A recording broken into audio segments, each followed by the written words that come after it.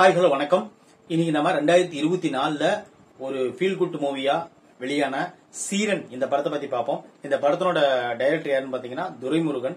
இந்த படத்துல ஜேம்ஸ் கார்த்தி, இனியா, சோனியா அகர்வால், ஆடுகளம் சொல்லிட்டு ஏகப்பட்ட பேர் நடிச்சிருக்காங்க.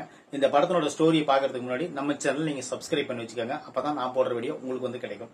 இந்த படத்தோட ஸ்டோரி என்னன்னு பாத்தீங்கன்னா, ஒரு அம்மா, ஒரு பையன், அந்த பையனுக்கு ஒரு தங்கச்சி, 3 பேரும் ஒதுக்கப்பட்ட சமூகத்தை சேர்ந்தவங்க. அவங்க ஒரு ஊருக்குள்ள நுழையிறாங்க. நுழையும் போதே அந்த ஊருக்காரங்க எல்லாரும் அவங்க ஒதுக்கி வைக்கிறாங்க. அப்ப என்னாவதுன்னு கேட்டீங்கன்னா, அதை அப்படியே கட் பண்ணிட்டு ஒரு பெரிய ஆளாகி ஒரு ஆள் என்ன பண்றாருன்னா அந்த ஊருக்குள்ள வர்றாரு. அந்த நம்ம ஹீரோ ஜேம்ஸ் கார்த்தி அவர் வரும்போது என்ன பண்றாங்கன்னு பாத்தீங்கன்னா, ஊருக்குள்ள நீ வரக்கூடாதுன்னு சொல்லிட்டு அவர் எதுக்குறாங்க. அப்புறம் என்ன ஆகுதுன்னு பாத்தீங்கன்னா, எதனால நான் இப்படி ஆனேன் அப்படின்னு சொல்லிட்டு சின்ன வயசு கார்த்தியா காட்டுறாங்க. அப்ப என்ன ஆகுதுன்னு பாத்தீங்கன்னா, அந்த ஊருக்குள்ள அவங்களை ஒதுக்கி வச்சதுனால அவங்களுக்கு யாருமே எந்த ஒரு வேலையும் கொடுக்கறது கிடையாது. அவங்க ரொம்ப பாவப்பட்ட ஜென்மமா இருக்காங்க. அவங்க உடனே தற்கொலை பண்ணிக்க போறாங்க.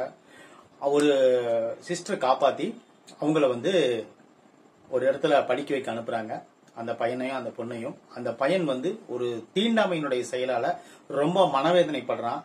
ஒரு 9th வரலும் ரொம்ப கஷ்டப்பட்டு அந்த பசங்களோட மிங்கிள் ஆக முடியாம ஒதுக்கப்பட்ட சமூகத்தை சேர்ந்தவன் அப்படிங்கறதுக்காகவே அந்த பையனை ரொம்ப டார்ச்சர் பண்ணி அவனை எதுக்காகவும் அவனை முன்னேற விடக்கூடாதுன்னு சொல்லிட்டு அந்த குழந்தைங்க மனசுலயே நஞ்சை விதைச்சு விடுற மாதிரி எல்லாம் பண்றாங்க. அதை தாண்டி அடுத்தது 10th நான் ஒரு பெரிய ஸ்கூல்ல சேரணும், வேற ஒரு ஸ்கூலுக்கு போறேன், இந்த ஸ்கூல்ல என்ன யாருன்னு தெரியும், வேற ஒரு ஸ்கூலுக்கு போயிட்டு அந்த ஸ்கூல்ல நான் யாருன்னே தெரியாம அந்த பசங்களோட நான் பழகிக்கிறேன். அப்ப எனக்கு இந்த தீண்டாமையினுடைய எஃபெக்ட் தெரியாது இல்லையா அப்படின்னு சொல்லிட்டு அந்த பையன் என்ன பண்றான்னு பாத்தீங்கன்னா, ஒரு 10th படிக்கும் போது வேற ஒரு ஸ்கூல்ல போய் சேர்றான். சேர்ந்ததுக்கு அப்புறம் அங்க தன்னை இந்த கம்யூனிட்டின்னு சொல்லாமலே அந்த பசங்களோட பழக ஆரம்பிக்கிறான். ஒரு கட்டத்துல அந்த கம்யூனிட்டி அந்த பசங்களுக்கு தெரிய வரும்போது அவங்க அவனை எக்ஸாம் எழுதுடாம பண்ணிடுறாங்க. அப்புறம் என்ன அதுக்கப்புறம் என்ன ஆகுது அப்படிங்கறத இந்த படத்தினோட மொத்த ஸ்டோரி. இந்த படத்தினோட கதை இந்த ஒடுக்கப்பட்ட சமுதாயத்தை சேர்ந்த படமா இந்த துரைமுருகன் டைரக்டர் கொடுத்திருக்காரு. அது ஃபர்ஸ்ட் ஹாப்ல நல்லாவே கொண்டு போயிருக்காரு இந்த விஷயத்த.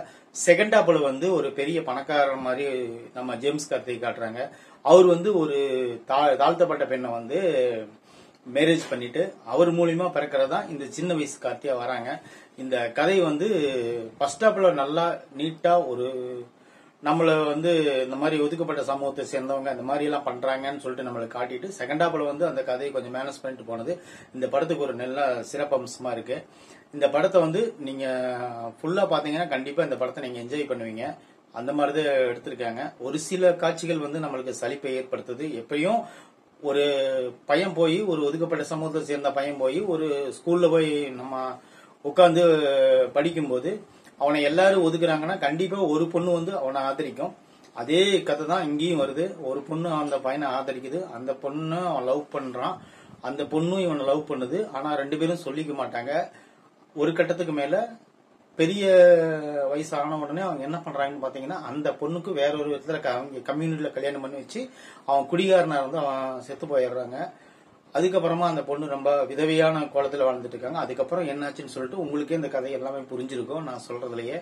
இந்த படம் ஒரு என்ன சொல்றது, ஒரு 55 மார்க் கொடுக்கலாம் அந்த படத்துக்கு. கண்டிப்பா இந்த படத்தை பாத்தீங்கன்னா ரெண்டுமே நீங்க என்ஜாய் பண்ணுவீங்க நான் நம்புறேன். ஓரளவுக்கு படம் ஓரளவுக்கு நல்லா வந்திருக்குன்னு தான் நான் நினைக்கிறேன். பார்த்து என்ஜாய் பண்ணுங்க. இந்த சீரன் படத்துக்கு நம்ம ஒரு 55 மார்க் கொடுக்கலாம் நான் நினைக்கிறேன். தேங்க்யூ.